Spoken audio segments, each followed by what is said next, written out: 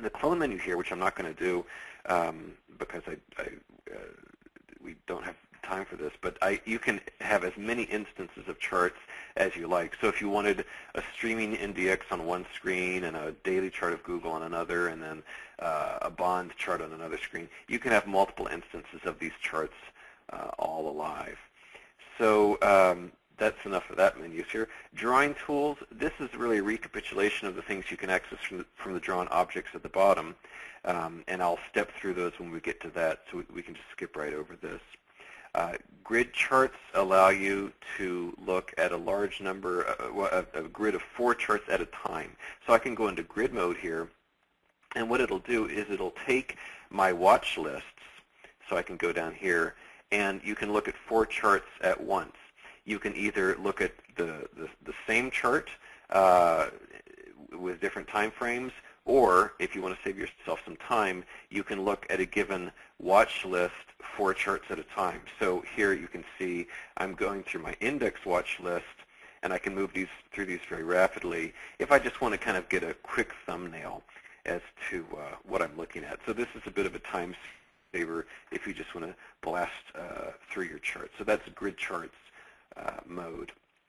Now the patterns menu is sort of interesting here because there's 2 styles of being able to find patterns. If I go up here to find patterns, we have in this dialog box a variety of patterns you can seek, and I'll give you a brief example of that now. So let's say we wanted to find, let's be bears here for a moment, and say find symbols with the patterns that I seek, and show me those patterns. I'd like to see things that are at least 250 bars big. In this case, it'll be daily bars. We're going to look for bearish patterns, and any time in the past, say a couple of weeks, and these various little tabs on the dialog box let us change the various parameters of our search. And let's clear these. Let's just look for a couple of interesting things. Let's look for maybe a head and shoulders pattern, and let's just keep it at that. We'll see if we find any results. We'll make the search a little bit farther back just to improve our odds of finding something. We can set ratings to control the quality of the patterns. I'll just leave it as is. We can control whether we want to limit the search to be strictly within our watch lists or outside our watch list, or regardless. And we can also filter it. Say, I only want to see charts that have options available, or I only want to see charts whose volume is above or below a certain amount, that kind of thing. But we'll go ahead and apply this. And I did not try this before, so we're going to find out if this actually yields us well, it actually only yielded us one pattern, in this case the symbol town, and we've got that. Let's expand this a bit because I'd like more results than that. Let's just take any patterns here, apply that, and that yields us a better result. So what this does is it goes through the database and it seeks out, in this instance, any particular patterns which meet the criteria that we've laid down. And the drawn lines you've seen there have been automatically placed by profit charts for patterns which are either emerging or which have completed. So here, for example, is the Chicago Mercantile Exchange, and it's found a pattern on these. So this is a quick way to find new ideas. Now, in this instance, as you can see, it says no breakout yet. So it'll find things which are either in the process of forming a pattern or have completed a pattern, and you can restrict that as well. Here you can say the breakout must be complete, and that will give us only things that have materialized into a pattern. So in this instance, let's try to find a good chart here, GDP. You can select that, and what it'll do is it'll show you the pattern as well as the predicted place it'll fall. So besides that style of pattern, you can also find candle patterns, which is a similar sort of form. But as you can see here, we've got about 25 or so different candlestick patterns that can seek out. Those of you acquainted with candlesticks know that these tend to be very short-term patterns, like 2 or 3 bars, as opposed to what I just showed you, which can span for years. But this is another quick way of smoking out interesting patterns that have taken place. Okay, enough of patterns. We'll just hide those for now and move along. And I'll, just so it doesn't keep painting patterns in our charts, I'll just turn those off. Portfolios isn't that important for our purposes here. Studies, however, is something I'll show you briefly. When we go to apply studies, we have this long list of technical studies you can apply, and there's a couple of interesting things about these. Let me pull up a chart of, say, for example, Apple.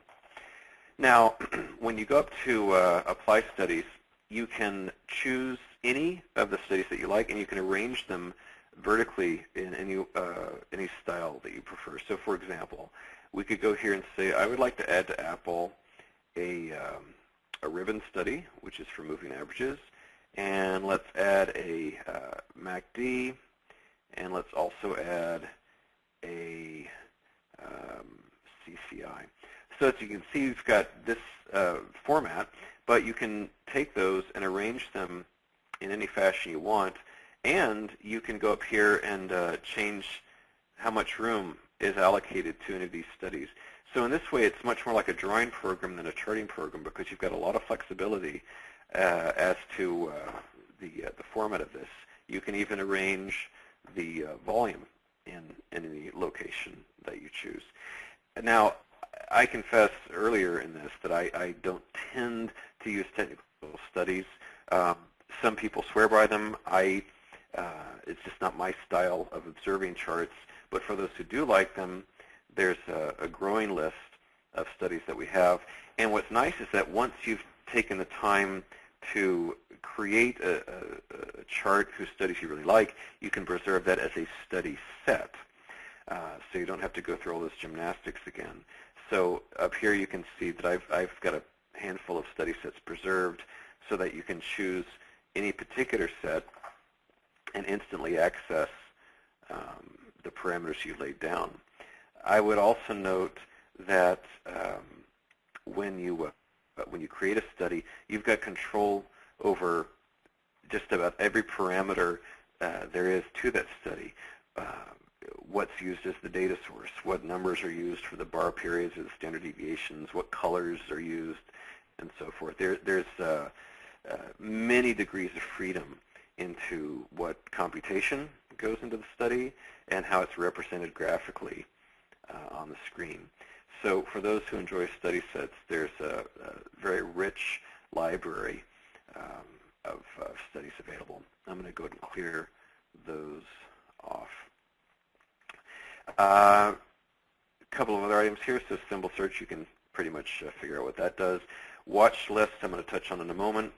And these are just some controls in terms of, like, if you're finding it hard to read the numbers, you can make them nice and big, or change the colors that you're using for the study sets or the chart in general, that kind of thing.